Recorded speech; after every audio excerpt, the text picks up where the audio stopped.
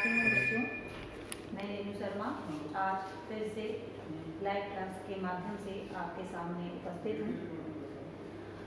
पिछले टॉपिक में जो हमने वाचन के अर्थ और उसकी शिक्षण विधियों के बारे में अध्ययन किया था, उसी टॉपिक को आगे बढ़ाते हुए आज हम अध्ययन करेंगे। आज हम पढ़ेंगे वाचन के प्रकार। वाचन के प्रकार। देखिए, वाचन के दो प्रकार हैं। पहला सस्वर वाचन।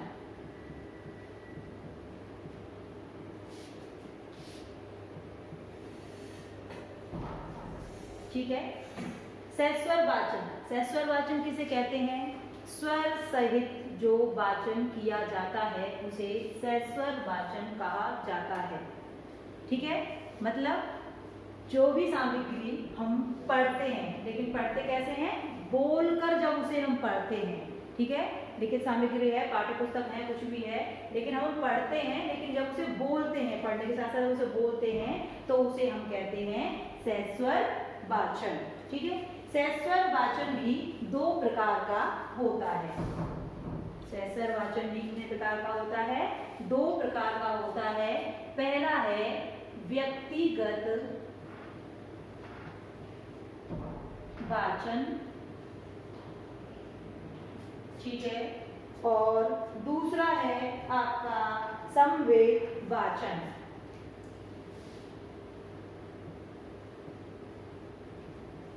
समवेत वाचन। देखिए, पहला है आपका व्यक्तिगत वाचन और दूसरा है समवेत वाचन। देखिए, व्यक्तिगत वाचन जैसा कि इसके नाम से ही अर्थ स्पष्ट हो रहा है, जिसमें एक व्यक्ति के द्वारा वाचन किया जाता है, उसे हम व्यक्तिगत वाचन कहते हैं। ये ज्यादातर किसके द्वारा किया जाता है? ये अध्यापक के द्वारा किया जाता है कक्षा में आदर्श वाचन के रूप में।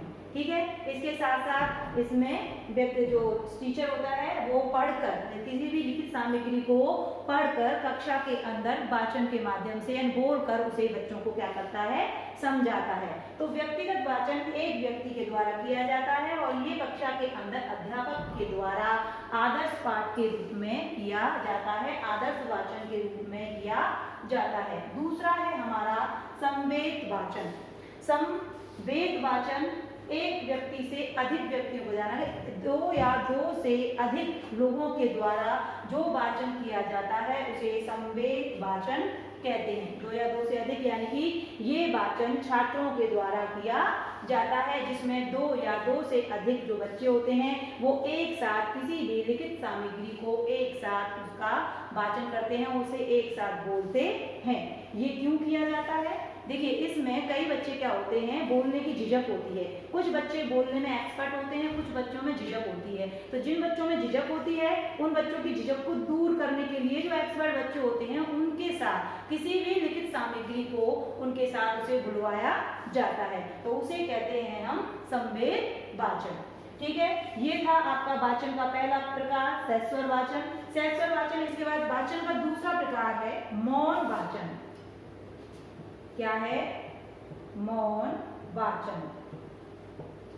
देखिए, ये वाचन का दूसरा प्रकार है मौन वाचन। जैसे कि इसे नाम में ही इसका अर्थ स्पष्ट हो रहा है, मौन यानी कि जिसमें बोला नहीं जाता है, बिना बोले जिस लिखित सामग्री का अध्ययन किया जाता है उसे कहा जाता है मौन वाचन। इसमें क्या होता है? बिना बोले बच्चा क्या करता है? किसी भी लिखित सामग्री को चुपचाप एक जगह बैठकर क्या करता है? उसका अध्ययन करता है। मौन वाचन भी दो प्रकार का होता है। ये भी दो प्रकार का होता है। पहला होता है द्रुत वाचन। द्रुत वाचन। और दूसरा होता है गंभीर वाचन। गंभीर वाचन। देखिए, द्रुत वाचन का अर्थ है जिसमें जल्दी जल्दी पढ़ा जाता है। ठीक है, ये कब किया जाता है? मान लीजिए कक्षा में अध्यापक ने कोई भी पाठ पढ़ा दिया, कोई पैराग्राफ पढ़ा दिया, तो उसमें जो समय कम लगता है, इसमें कम समय में जब किसी चीज को बच्चों को पढ़ने के लिए कहा जाता है तो उसमें द्रुत वाचन का प्रयोग किया जाता है। उसमें बच्चों को फटाफट ये कहा जाता है कि आप कोई पैराग्राफ पढ़ा दिया, आप जल्दी जल्दी ये पैराग्राफ दोबारा से एक बार रिवीजन कर लो। तो उसमें क्या करता है, बच्चा जल्दी जल्दी उस पैराग्राफ को क्या करता है, पढ़ लेता है। तो द्रुत वाचन जो होता है वो सरल सामग्री को पढ़ने के लिए ज्यादातर प्रयोग किया जाता है, जो सरल चीज होती है जिससे कि आसानी से बच्चा उसे जल्दी जल्दी आसानी से पढ़कर उसे क्या कर सके, समझ सके। तो उसमें बच्चों के द्वारा द्रुत वाचन का प्रयोग किया जाता है। गंभीर वाचन जिसमें समझकर उस चीज को, उसके अर्थ को ग्रहण करने की कोशिश की जाती है, ये सबके साथ किया जा सकता है। लाइब्रेरी में आप ज्यादातर देखते हैं जो बच्चे पढ़ते हैं वो जो वाचन करते हैं वो मौन वाचन गंभीर वाचन के अंतर्गत ही आता है। या फिर हम कभी कोई स्टडी करते हैं, चुपचाप बैठकर एक स्टडी करते हैं, कोई पाठ पढ़ते हैं, कोई किताब पढ़ते हैं, कुछ भी पढ़ते हैं, तो वो क्या कहलाता है, गंभीर वाचन कहलाता है, क्योंकि हम उसमें क्या कर रहे होते हैं, उसे गंभीरता से उसके अर्थ को अपने अंदर ग्रहण करने की कोशिश कर रहे होते हैं। तो ये वो होता है गंभीर वाचन। तो इस प्रकार से वाचन के दो प्रकार हैं, सहस्वर वाचन और मौन वाचन। और सहस्वर वाचन के दो प्रकार हैं, व्यक्तिगत वाचन और संवेद वाचन। ठीक है, व्यक्तिगत वाचन जो एक व्यक्ति के द्वारा यानी कि शिक्षक के द्वारा किया जाता है, संवेद वाचन जो दो या दो से अधिक छात्रों के द्वारा किया जाता है। दूसरा प्रकार है मौन वाचन, जिसमें बोला नहीं जाता है, बिना बोले जिसका वाचन किया जाता है, इसके भी दो प्रकार हैं।